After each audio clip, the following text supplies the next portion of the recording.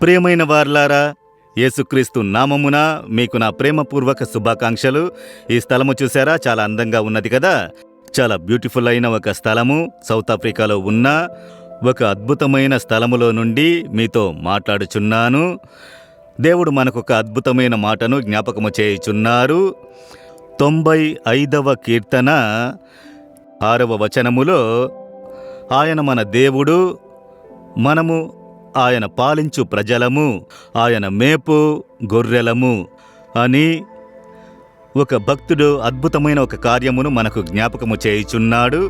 ఆయన మన దేవుడు. ఎవరాయన? ఆకాశమును భూమిని కలుగజేసిన దేవుడు, మన దేవుడు, మీ దేవుడు. మనము ఆయన పాలించు ప్రజలము.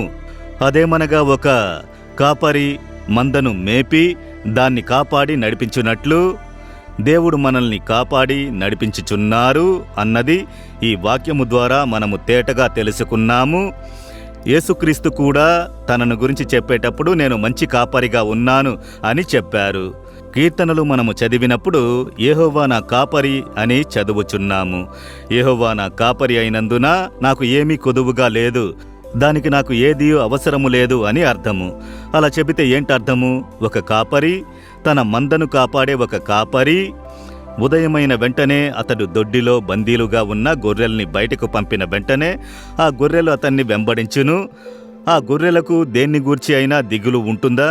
ఈ దినం మనమేమి తినాలి, ఎక్కడ మనకి గడ్డి దొరుకుతుంది, ఎవరు ఆహారం పెట్టెదరు అని ఆ గొర్రెలు దేన్ని గూర్చి అయినా దిగులు చెందుతాయా? నీరు మనకు దొరుకునా, ఎక్కడికి వెళ్ళి నీరు తాగాలి అని దిగులు చెందుతాయా? ఒక పులి వచ్చింది, ఒక తోడేలు వచ్చిందంటే ఎవరు మనల్ని కాపాడగలరు అని దిగులు చెందుతాయా? దేన్ని గూర్చి దిగులు చెందవు, భయపడవు, దిగులు చెందవు. ఎందుకంటే నాకొక మంచి కాపరి ఉన్నారు. నన్ను పచ్చిక బయలు యొద్ద మేపును, శాంతి జలముల యొద్ద నడిపించును. అతని చేతిలో దుడ్డుకర్ర దండము ఉన్నది, నాకు ఆహారం ఇచ్చెదరు.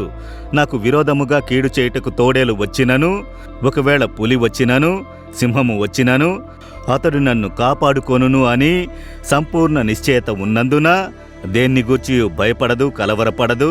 అదే విధముగానే మనము యెహోవా నా కాపరిగా ఉన్నారు, ఆయన మేపు గొర్రెలుగా మేము ఉన్నాము, అందువలన నాకు ఏ కొదవ లేదని సంతోషంగా చెప్పాలి.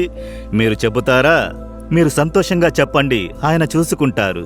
ఆయన మంచి కాపరిగా ఉన్నారు కదా, చక్కగా నడిపించెదరు, అవసరాల్ని సంధించెదరు, కాపాడెదరు, కొరత లేకుండా నడిపించెదరు. సరేనా?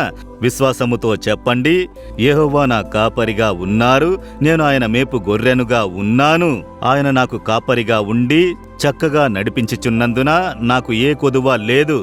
యేసు నామములో ఆమెన్, ఆమెన్.